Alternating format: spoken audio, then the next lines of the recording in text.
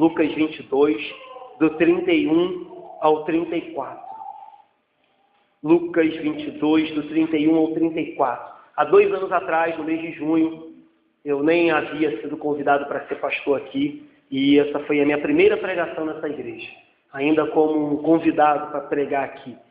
Minha primeira pregação na igreja de Andorinhas foi Lucas capítulo 22, do 31 ao 34, sendo que naquela ocasião eu também preguei o outro trecho, que está lá na frente, mas hoje eu vou pregar só esse trecho, certo? O próximo trecho fica para mês que vem. Hoje a gente tem Helena e Catarina aí, deixem elas chorar, certo, queridos? Fiquem à vontade, mas vamos lá. O texto começa assim: Pedro é avisado.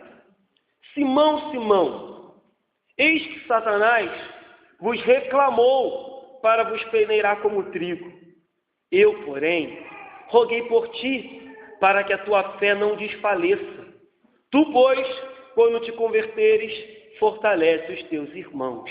Vamos parar aqui, deixa a sua Bíblia aberta. Lucas falou dos inimigos de Jesus, falou que eles estavam tramando contra Jesus, falou que eles queriam matar Jesus. Aí Lucas segue e fala de Judas, diz que Judas foi lá e vendeu Jesus por 30 moedas.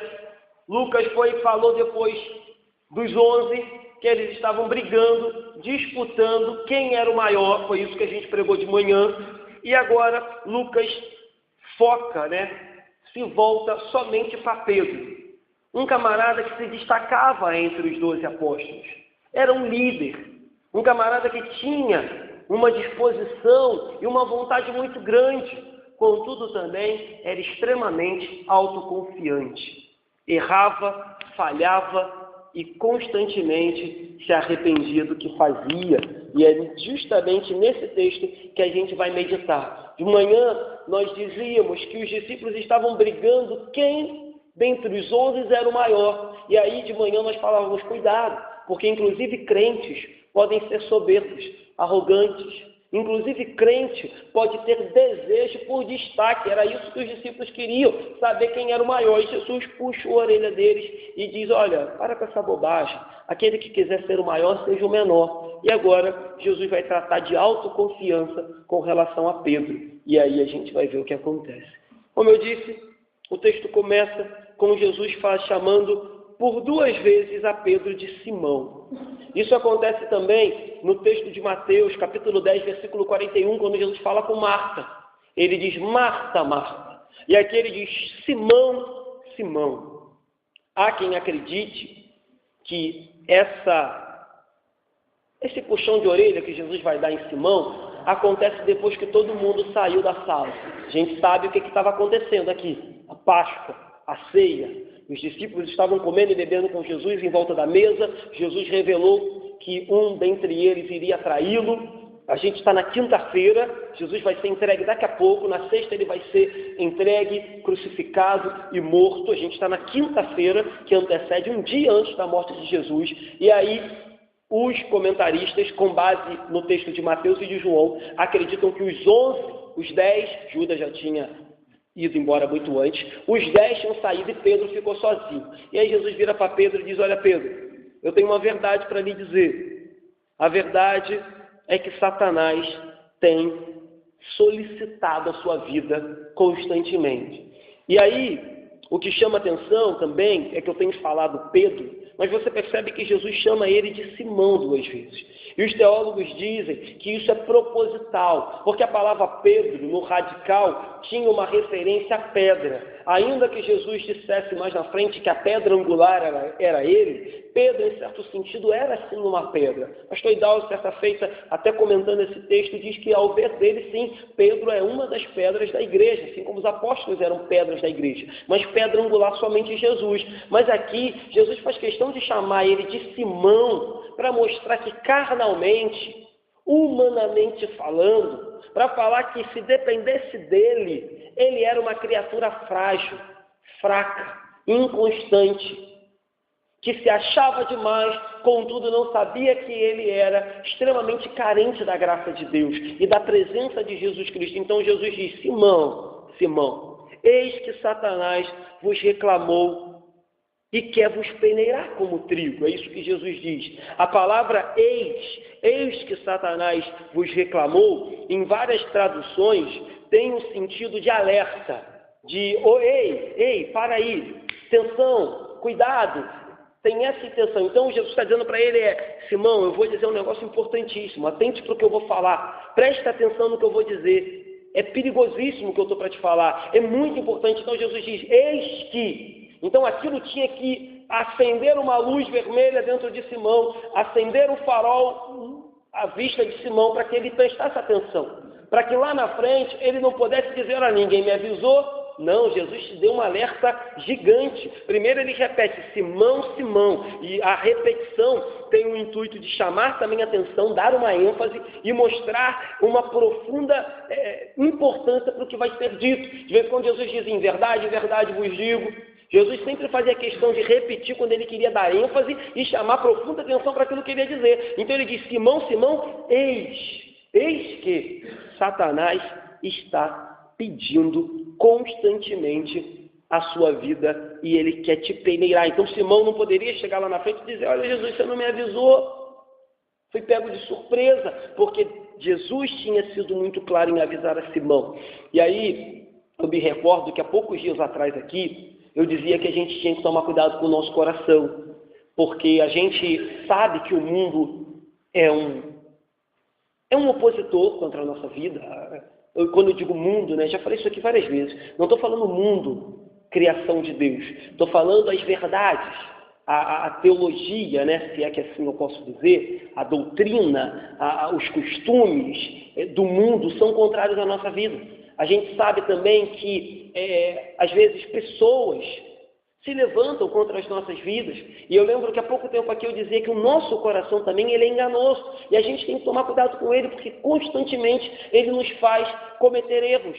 Mas olha só, ainda que o mundo seja um obstáculo, ainda que essa carne nossa seja um obstáculo que a gente tem que lutar constantemente, ainda que algumas pessoas possam se levantar também contra a gente, tentando alguma coisa contra a nossa vida, a gente percebe que nesse texto aqui existe uma guerra invisível acontecendo constantemente, porque Jesus diz, Satanás vos reclamou, ele veio a mim pedir você, ele veio a mim pedir liberdade para te peneirar como trigo. Ou seja, Satanás constantemente vem aqui e quer pegar a sua vida e tragar a sua vida.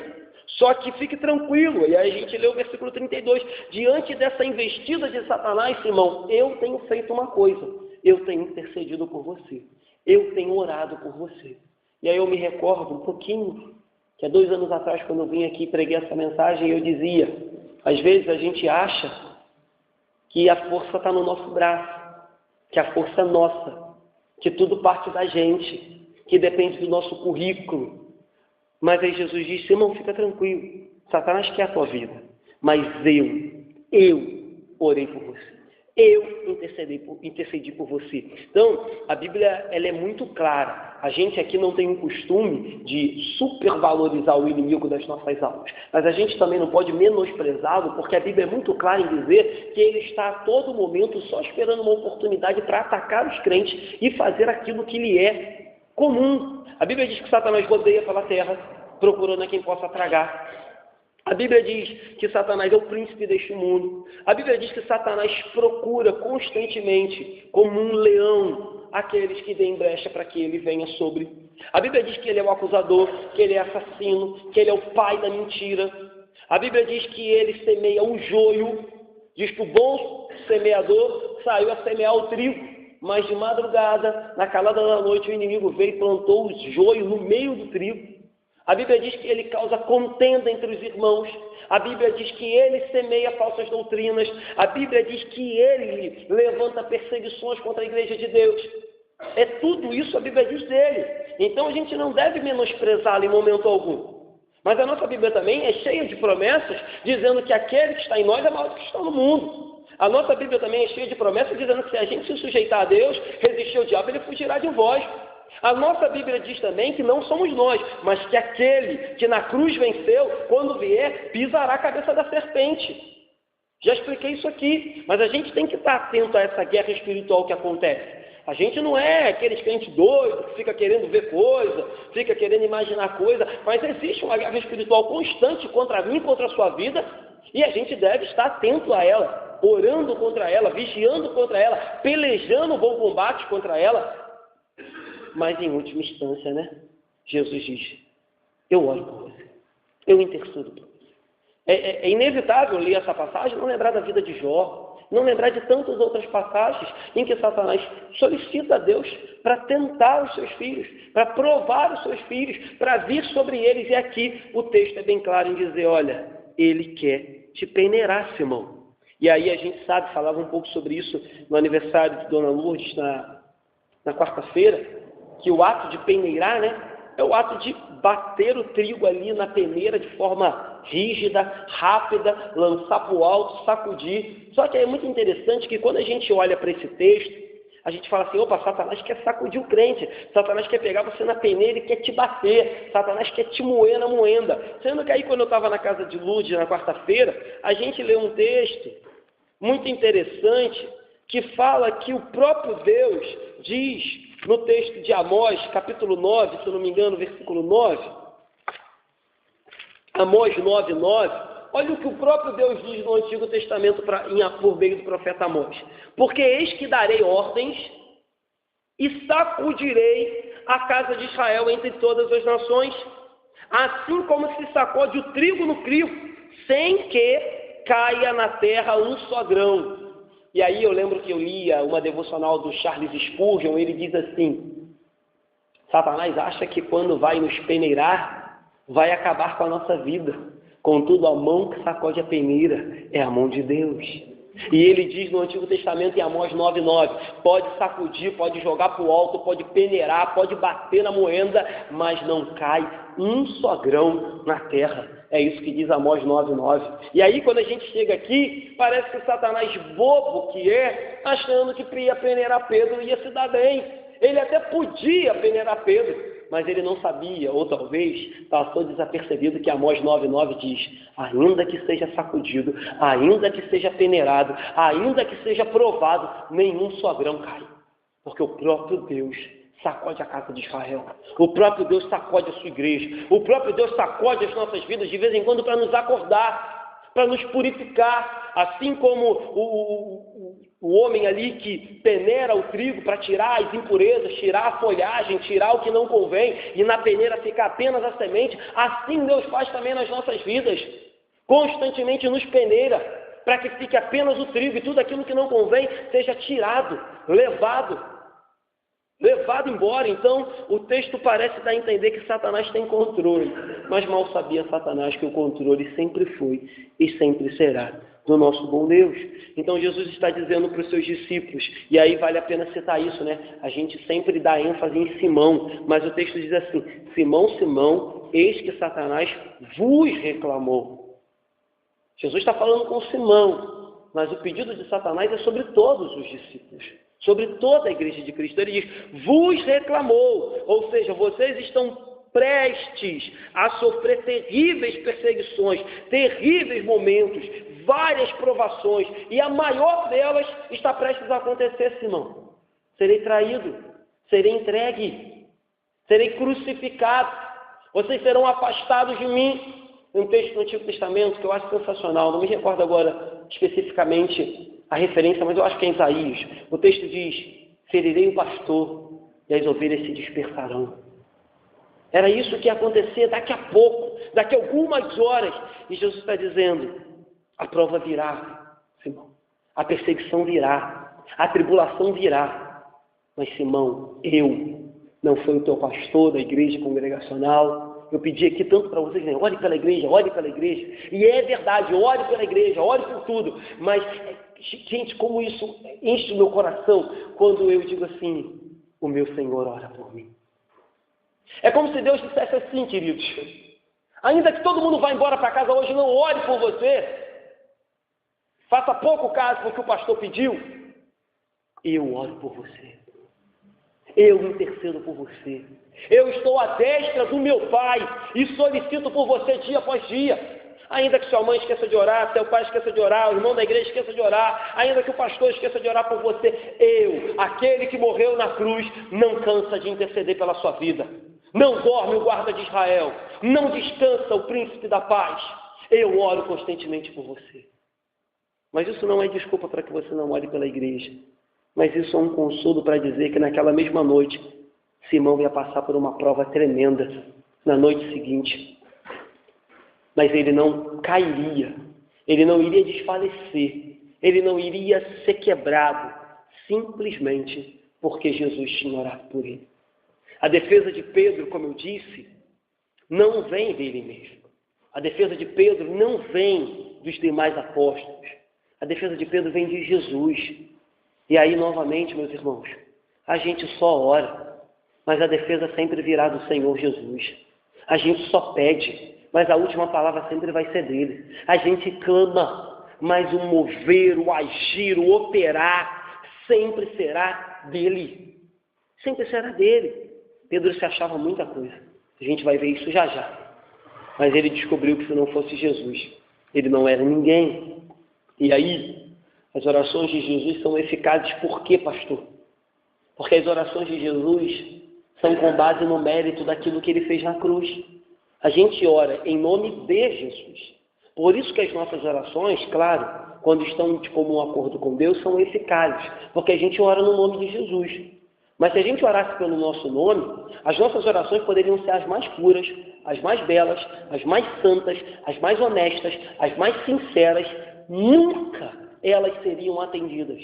Mas quando a gente ora no nome de Jesus, aquilo que ele conquistou na cruz vem sobre a nossa vida e a oração se torna eficaz. Você imagina ele do lado do Pai intercedendo pela nossa vida. Tamanho do poder que tem uma oração dessa. Tamanho da valia que tem uma intercessão dessa. Só Jesus pode fazer. Outra coisa interessante de citar aqui é que o fato de Jesus dizer, eu, porém, roguei por ti, não quer dizer que ele não orava pelos demais. No próprio capítulo 17 de João, que é o capítulo que está acontecendo na mesma época que essa aqui, Jesus faz aquela oração sacerdotal, que ele ora do versículo 6 até o versículo 19, por todos os discípulos, por todos. E ele diz assim, Pai, não oro só por esses, na oração de João 17, oro também por todos aqueles que haverão de crer no Senhor, por meio do meu nome.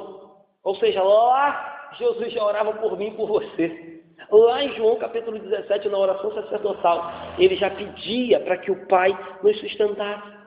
Essa constante presença da graça de Deus sobre a nossa vida, nesse caso aqui, ela está sendo manifestada por meio da oração de Jesus, por meio da intercessão de Jesus. Gente, isso é maravilhoso. Isso é um milagre diário. Isso é um milagre constante. Isso é uma expressão de amor incomparável. 24 horas o meu Jesus está à destra do Pai. É até difícil imaginar um negócio desse, né? Intercedendo por mim e por você. Constantemente. Ele está do lado do Pai, apresentando as mãos furadas, apresentando os pés furados, o lado furado, dizendo, foi por ele, Pai. Foi por ela, Pai. Constantemente. Isso é sensacional, porque a gente, de novo, pode estar dormindo, a gente pode estar fraco, a gente pode estar desanimado, a gente pode estar quebrado, sem nem palavras para orar, mas lá no fundo ele diz, eu intercedo por você, eu oro por você, eu não me canso, eu não paro, eu não desisto, eu não me arrependo, eu continuo. Então, essa constante presença de Deus na nossa vida deveria fazer com que a gente olhasse para isso com um sentimento de milagre que nos alcança todos os dias. É algo milagroso, gente. É algo milagroso saber que o meu, o seu Senhor, encontra-se conosco todos os dias. A Bíblia diz, filhinhos, não pequeis, todavia se pecar, tendes um advogado fiel, justo, junto ao Pai. Mesmo nas nossas falhas, mesmo nas nossas quedas, quando há um verdadeiro arrependimento, quando há confissão de pecado, ele se apresenta diante do Pai para advogar a minha e a tua causa. Mesmo que o nosso pecado muitas das vezes, seja por displicência, repetitivo, por falta de vergonha, por falta de vontade. Quando há arrependimento, Ele intercede por nós. Que Deus é esse, queridos? Se nem nós, na nossa relação comum com pessoas que a gente ama, às vezes a gente se irrita quando a pessoa erra várias vezes, quando a pessoa insiste no erro. O meu e o Senhor diz que Ele não para de interceder por mim e por você. E os méritos não são os nossos. Ele não intercede porque você é bom.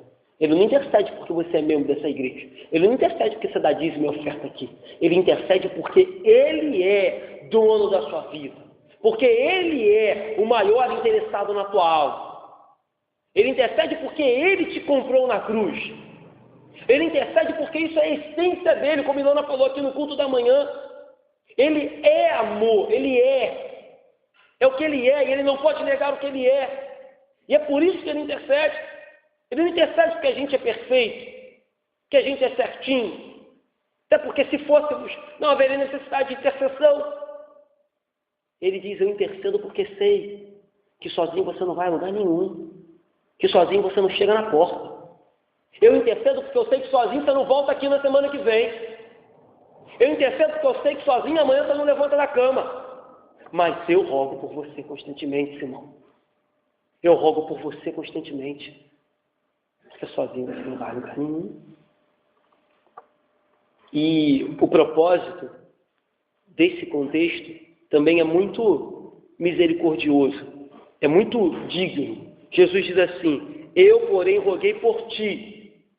Aí Jesus diz o porquê. O propósito. Para que a tua fé não desfaleça.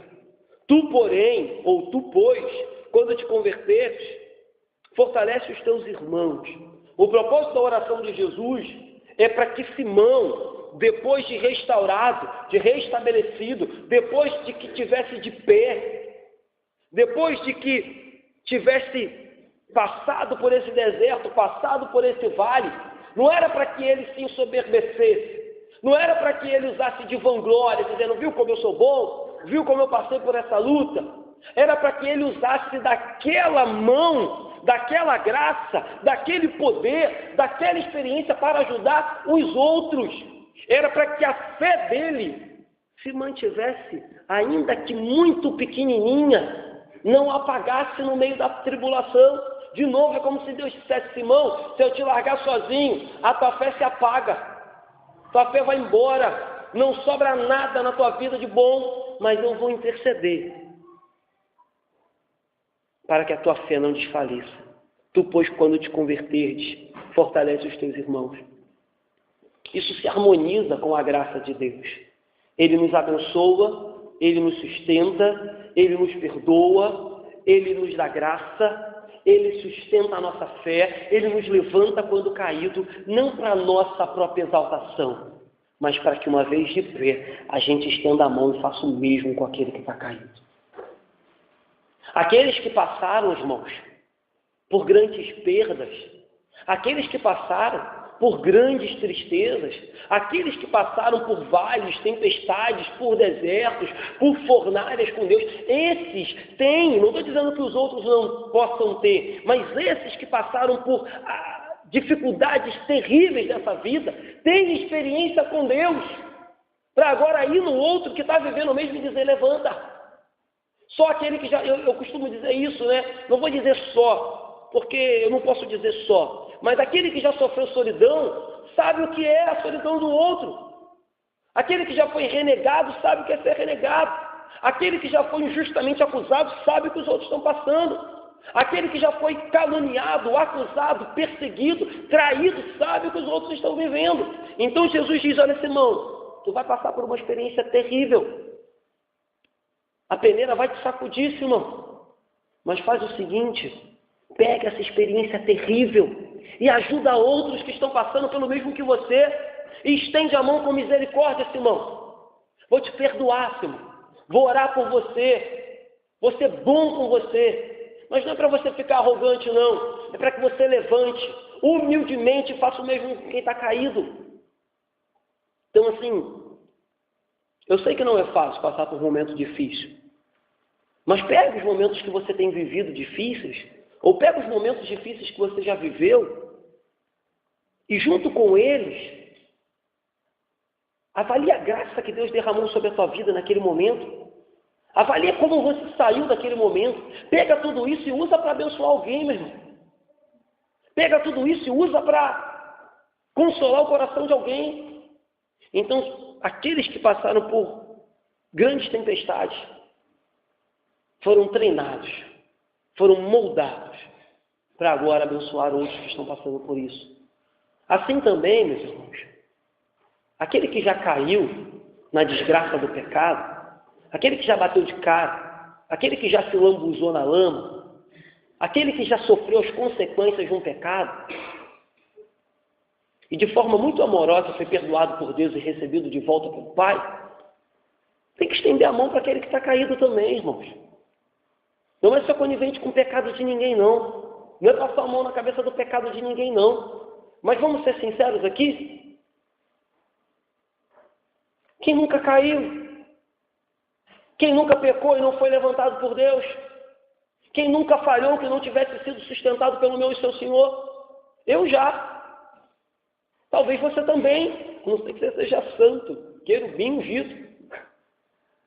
Então, assim, queridos, não é negociar, não é passar a mão na cabeça de ninguém, não é fazer vista grossa para o pecado de ninguém, mas aqueles que caíram e provaram quão amargo é o pecado, quão maldito é o pecado que dá com uma mão e tira com a outra, quão mentiroso é o pecado, tem que estar pronto para falar para os outros, não vá por aí. Eu já fui, o negócio foi feio. Mas se a pessoa ainda assim for por aquele caminho e cair, a gente tem que ir lá e dizer, olha, irmão, eu já caí aí, mas Deus me restaurou, Deus me levantou, Deus mudou as minhas vestes, Deus mudou o meu modo de pensar, o meu modo de agir, Deus mudou meu coração, Deus repreendeu essa tentação na minha vida, Deus me deu força para passar por esse pecado, e foi assim que eu passei. Estenda a mão, querido, use a tua experiência de vida para abençoar o caído. Simão entendeu aqui aquilo que Paulo também entendeu e que a igreja precisa entender, que o consolo, o conforto, a edificação, o pastoreio, o cuidado, o discipulado é tão importante quanto o evangelismo. Evangelismo é muito importante. Pregar o evangelho, chamar os pecadores ao arrependimento, chamar pessoas a vir para a nossa igreja é muito importante. Mas Simão aprendeu aqui que depois de restaurado, você chegou caído, você chegou destruído, você chegou cheio de pecado, você foi evangelizado e foi salvo pela graça. Depois disso, o que Simão está aprendendo de Jesus é, depois que você estiver de pé, edifique a igreja do Senhor. Console os seus irmãos, discipule os outros que estão chegando, ensine a palavra para os demais. Fortaleça a igreja. Então, fortalecer a igreja, edificar a igreja, discipular a igreja, ensinar a Bíblia para a igreja, é tão importante quanto alcançar perdidos. Eles precisam chegar, e quando aqui chegar, eles precisam encontrar com pessoas que foram quebradas, mas que estão restauradas no nome de Jesus.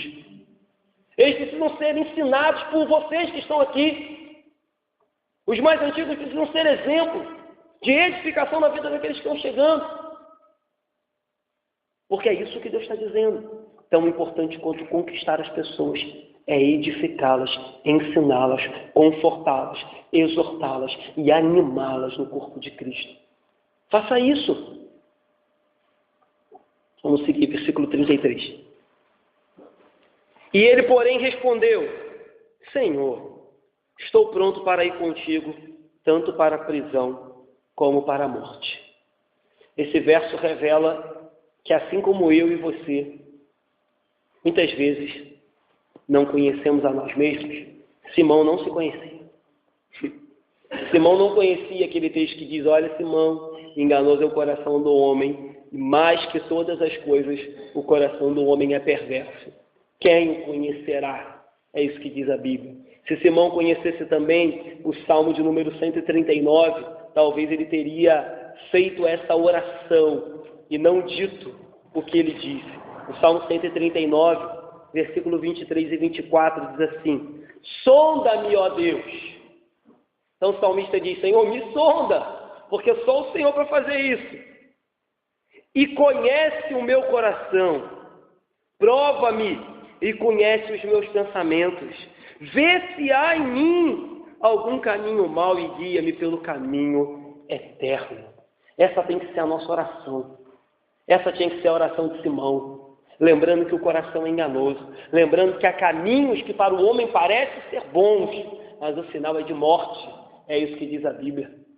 E aí Simão diz, não, Senhor, eu sou o cara, eu sou Simão, pô. Se fosse João, se fosse Tiago, se fosse Tomé é mais ou menos, hein, Senhor? Lá na frente você vai ver o que Tomé vai fazer. Se fosse Tomé, mas eu sou Simão, pastor, eu sou Pedro, eu sou pedra. E aí Jesus diz, olha, Simão, eu vou te alertar. Na verdade, ele já tinha alertado, né? Eis que Satanás vos reclamou para vos peneirar. E Jesus agora vai na ferida. Diz, olha, eu vou te revelar que o negócio é pior do que tu imagina. O negócio é pior do que tu imagina, Pedro. Você não tem discernimento do que está vindo aí. Você não tem noção do ataque que está vindo contra a tua vida. A ameaça que o inimigo vai tentar contra vocês é terrível. Mas o pior, sabe o que é, Pedro? Que você ainda colabora com ela. Porque se de um lado o inimigo te ataca, do outro seu coração soberbo, arrogante, prepotente, diz que você não vai cair. Se de um lado o inimigo te ataca, a gente flerta com o pecado dizendo, não, eu tenho um controle, pastor. Eu tenho um domínio próprio, pastor. Eu sei até onde eu posso ir. Para de história, queridos. Para de história. Se de um lado Satanás nos tenta, a gente foge da aparência do mal. A gente foge do pecado. A gente foge das tentações. E para com essa bobagem de que, não, eu sei até onde eu posso ir, pastor.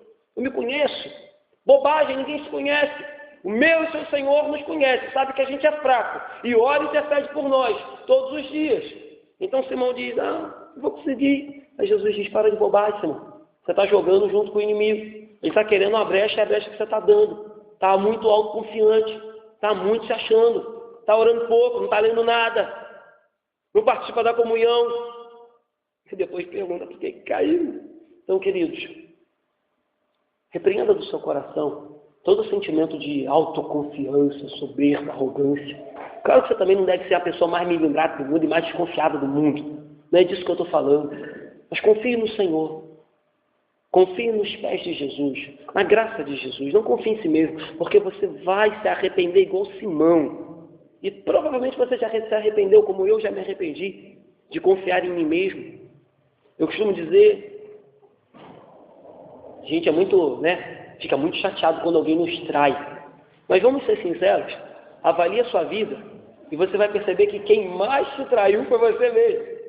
Você trai as suas palavras, a gente faz promessas e trai, a gente vira o ano, ainda que seja uma bobagem, ano que vem vai ser diferente, vou fazer dieta, é uma bobagem.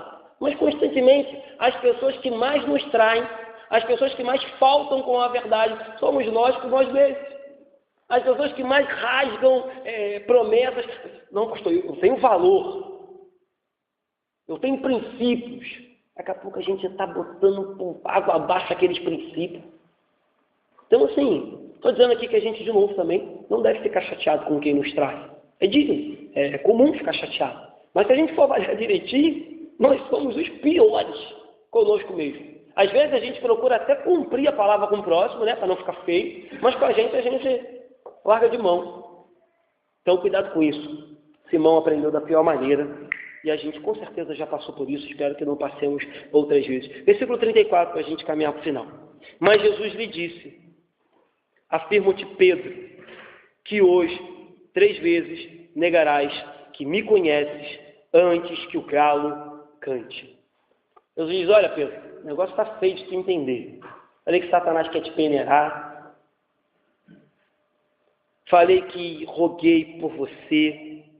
Falei que tu vai passar uma provação terrível e a tua fé quase vai desfalecer, só não vai porque eu vou interceder. E tu está se achando. Então deixa eu, entre aspas, colocar diante de você como é que o negócio vai ser feito. Simão, hoje, e aí já não é mais Simão. Pedro, hoje, 3 vezes. Não é uma, não é 2. 3 vezes tu vai me negar antes que o galo cante. Jesus revela para Pedro que naquela mesma noite, Jesus diz, hoje, Pedro, é hoje. 3 vezes tu me negarás. Ou seja, vai quebrar a promessa, Pedro. Vai quebrar a promessa. Vai lembrar de Provérbios 28, 26, que diz: o que confia no seu próprio coração é insensato. Provérbios 28, 26. Pedro ia lembrar. O cantar do galo seria humilhante. O cantar do galo seria escrachante para Pedro. E teria dupla função. A primeira mesmo era humilhar. Era mostrar, olha como você é superficial, Pedro. Sua promessa é tão superficial, você é tão frágil, você é tão volátil, você é tão fraco, que antes que o galo cante, você vai me negar não é uma não, são 3 vezes. E o galo vai cantar, só para você sentir vergonha. E outra função também, e aí uma função já boa, pedagógica de Jesus, é que o canto do galo ia ficar ali, martelando. E quando Simão, Pedro, caísse em si, o canto do galo ia cantar. Ele ia se arrepender, se colocar de pé, e seria o grande Pedro, que nas 2 primeiras pregações o Espírito desce com poder, 3.000 pessoas são convertidas, na outra pregação 5.000 pessoas são convertidas, o camarada que realmente se transformou no líder da igreja. Para os judeus, Paulo foi o dos gentios, mas foi um grande líder. Então Jesus diz, olha, o galo vai cantar. E vai cantar direto na tua consciência. Até que você acorde e perceba que sem mim você não é nada. Note, como eu disse, que aqui Jesus chama ele de Pedro. Jesus volta a chamá-lo de Pedro. Como se quisesse agora dar uma encorajada. Dizer, olha, carnalmente, tu és Simão. Espiritualmente, quando eu te levantar, quando eu te reerguer, quando tu te arrepender e se levantar e voltar para o caminho correto, tu vai ser o Pedro, que só é porque eu sou contigo. Tu vai ser a pedra, que só é porque eu sou contigo. Então Jesus diz, Pedro, hoje, 3 vezes negarás que me conheces. Meus irmãos, a gente está caminhando para o final, e eu queria dizer que lembrar algumas palavras que eu disse aqui há 2 anos atrás. A gente é muito rápido em tacar pedra em Pedro. A gente é muito rápido em julgar Pedro e achar um absurdo o que Pedro vai fazer ali na frente. Assim como a gente é muito rápido em condenar e julgar a atitude de Judas. Mas eu queria chamar a nossa atenção e dizer que a gente tem que vigiar. Eu acho que essas palavras não estão aqui apenas para que a gente olhe e fale, olha como Pedro vacilou, olha Judas, que maldito. Eu acho que essas palavras estão aqui para que a gente avalie a nossa própria vida e diga assim, quantas vezes eu tenho negado o meu Senhor? Quantas vezes diante do trabalho, diante de uma situação que é necessária uma palavra bíblica, uma palavra correta, eu tenho me omitido? Quantas vezes no tratar com os meus filhos eu tenho negado o Senhor por tratá-los mal ou de forma errada? Quantas vezes no lidar com meu marido ou no lidar com a minha esposa eu tenho negado o meu Senhor? Quantas vezes, isso é sério que eu estou falando, falo para mim também, tá gente? Quantas vezes no lidar com o vizinho, quantas vezes no trânsito, e essa para mim vale também, eu tenho negado o meu Senhor com as minhas atitudes? Quantas vezes? A gente tem que se fazer essas perguntas. A gente tem que se fazer essas perguntas porque elas são sérias.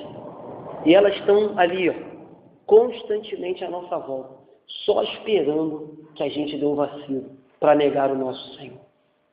Seja por palavra, seja por atitude, seja por omissão, quando a gente é omisso, tem que fazer o certo e não faz, tem que se posicionar, dizendo isso é errado e não se posiciona. Como o Newton falou aqui hoje na escola dominical, com muita propriedade. A gente falava sobre guerra, e o Newton disse assim, pastor, tem acontecido uma guerra constantemente aqui, e a gente não tem feito nada. E ele disse, olha, a prefeitura fechou 3 postos de saúde, pessoas estão morrendo, pessoas estão na fila, pessoas estão sofrendo, e a gente não faz nada. E é verdade, o Newton está dizendo, nós estamos pecando por omissão. E aí conversamos aqui na escola dominical de manhã, e achamos que é válido, que a Igreja Congregacional de Andorinhas faça um manifesto, um documento, criticando, repudiando essa sucateação da rede de saúde aqui, da nossa área. É viável. Devemos sim nos manifestar contra toda forma de injustiça, toda forma de pecado, todo aquilo que distorce a graça de Deus. A gente deve se posicionar. Ah, pastor, talvez não tem nada, não interessa. A gente tem que marcar território e dizer, isso é errado, isso é imoral, isso é antiético. Não foi para isso que vocês foram colocados aí. Isso é desvio de função e outras coisas. Então, queridos, a gente tem que tomar cuidado, porque a gente nega o nosso Senhor por palavras, atitudes, pensamentos e por omissão. Toda vez que a gente vê algo acontecendo e se cala, se omite. Se omitir é participar do erro, certo? Inclusive, em alguns crimes aí do Código Penal, a pessoa que se omite, que tinha a obrigação de fazer alguma coisa e não faz, responde. Essa semana eu e Ilana estávamos comentando sobre isso. Não dá nem para chamar aquele infeliz de pastor, mas um lobo travestido de pastor no Espírito Santo foi acusado de abusar e queimar 2 crianças. Uma era filho dele, o outro era enteado dele. E aí ele foi preso. No início, ele disse que foi um acidente, que o quarto pegou fogo das crianças, e a investigação descobriu que ele fez isso. E aí passou 2 meses, 1 mês, a mãe, entre aspas, pastora, foi presa também. Porque, segundo as investigações telefônicas, mensagens e outras coisas que não foram reveladas por conta do segredo de justiça, ela sabia dos maus tratos, dos abusos e era omissa. E viajou e deixou as 2 crianças com ele sozinha. Está respondendo, está presa. E no nome de Jesus, queridos, no nome de Jesus, que paguem muitos anos por aquilo. Se arrependam. Sejam salvos. Mas que paguem por muitos anos por isso. Porque isso é maldito. Então a gente peca por omissão. Essa mulher pecou por omissão e vai responder criminalmente por omissão. E que respondam. E paguem por isso. Então, para terminar, o mundo é uma armadilha. Isso a gente já sabe. A carne milita dia a dia contra o espírito. Mas cuidado, meus irmãos.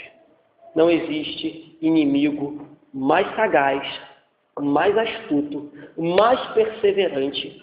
Ele fez Adão cair, ele fez Davi cair. Eu poderia citar vários outros aqui. Ele tentou o próprio Jesus. Você vê como é que ele é arrogante.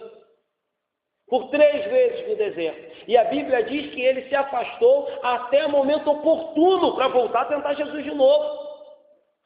Quando Simão chega diante de Jesus e fala, você não vai para a cruz, você não vai morrer. Era Satanás ali, usando a boca de Simão. Jesus diz, arreda-te de mim. Quando Jesus está na cruz, e o ladrão diz, desce daí, tu não és Jesus, é Satanás, mais uma vez tentando ele, para que ele saísse da cruz e não nos salvasse. Então ele fez Adão cair, Davi cair, outros homens de Deus caíram por causa desse inimigo terrível. Você acha que é mais forte do que algum deles? Eu não acho. Então vigie. O mundo é nosso inimigo, a carne milita contra o espírito, mas o maior e mais astuto inimigo da nossa alma é Satanás. Por isso, ore, persevere e vigie. Mas lá no fundo, escute uma voz dizendo, eu roguei por ti. Eu roguei por ti. 4 aplicações para a gente terminar. Satanás é um terrível inimigo para os crentes. Ponto, já falei muito sobre isso, não quero falar mais. Segunda aplicação. Um dos grandes segredos da perseverança do crente. Será que o maior segredo do crente passar 60 anos na igreja é a leitura da Bíblia? Também. Oração também. Participar dos cultos também. Comunhão também. Mas o maior segredo, o maior fator que faz com que um crente persevere até o final, quando há de receber a coroa da vitória, o galardão, é a oração do meu e do seu Senhor. É a intercessão do meu e do seu Jesus. É isso que nos sustenta. É isso que nos sustenta. Terceira aplicação. Podemos ser fracos, mas ele é forte. Podemos ser falhos, mas ele é perfeito. Podemos ser pecadores, mas ele é santo. Ou seja, confie nele. Confie na palavra de Deus. Confie em Jesus. Independente do que você estiver vivendo, corra para Jesus, pois só Ele tem solução. Só Ele tem a oração que é eficaz. Não estou dizendo que você não deve fazer isso, mas às vezes a gente pede oração para muita gente, né? Fulano ora por mim, fulano ora por mim, a gente manda no zap, a gente pede. Mas, meus irmãos, olhe para Jesus e peça para Ele interceder ao Pai por você. Alguns, principalmente os católicos, né? Pedem para Maria pedir para Jesus pedir, ou pede para o santo pedir para Jesus. Você pode pedir direto para Ele. Direto. E Ele diz que vai interceder. Não está baseado nos seus méritos, não está baseado na sua força, nem em quem você é. Está baseado no que Ele é. E Ele não muda. E a última aplicação, falei bastante sobre isso também, mas só para que fique gravado, aqueles que foram agraciados com o sustento de Deus no meio de uma prova, ou aqueles que foram agraciados com o perdão de Deus depois de terem caído e quebrado a cara, devem ajudar os demais. Devem servir de exemplo para os demais da igreja. Não esqueça disso. Você tem sido abençoado, você tem sido sustentado, você tem sido curado, você tem sido sarado, você tem sido consolado, você tem sido visitado por Deus para que você, depois que esteja de pé, fortaleça os teus irmãos. Fecho repetindo algo que eu já falei aqui várias vezes. Não trate essa igreja apenas como um lugar social que você vem de vez em quando no domingo. Entenda que se Deus te colocou aqui, você tem um papel muito importante que é exclusivamente seu. Ainda que eu possa fortalecer, ainda que eu possa ensinar, exortar e disciplinar os irmãos e discipular, você também tem o seu papel. Escute Deus te dizendo hoje, tu fortaleça os teus irmãos. Pare de delegar aquilo que é teu para outros. O diácono faz, o presbítero faz, o pastor faz, o pessoal da festa, o pessoal do conselho missionário faz. Existe um trabalho que é teu, existe uma função que é sua, existe um lugar que é teu, existe um serviço que Deus te deu para fazer aqui, existe um abraço que é você que tem que dar. O pastor abraça, o pastor visita, existe visita que é sua. Então, meus irmãos, tu, pois, fortalece os teus irmãos. Tome lugar, tome atitude, tome uma posição com Deus, meus irmãos. A não ser que você julgue que aqui não é o teu lugar. Tudo bem, procure outra igreja. Mas quando chegar lá, ocupe o seu lugar e faça a diferença. Faça a diferença. Entenda por que Deus te colocou lá. Seja bênção. Levante o caído. Console o que chora, se alegre com o que se alegra. Entregue a sua vida para Jesus completamente. Amém? Vamos orar?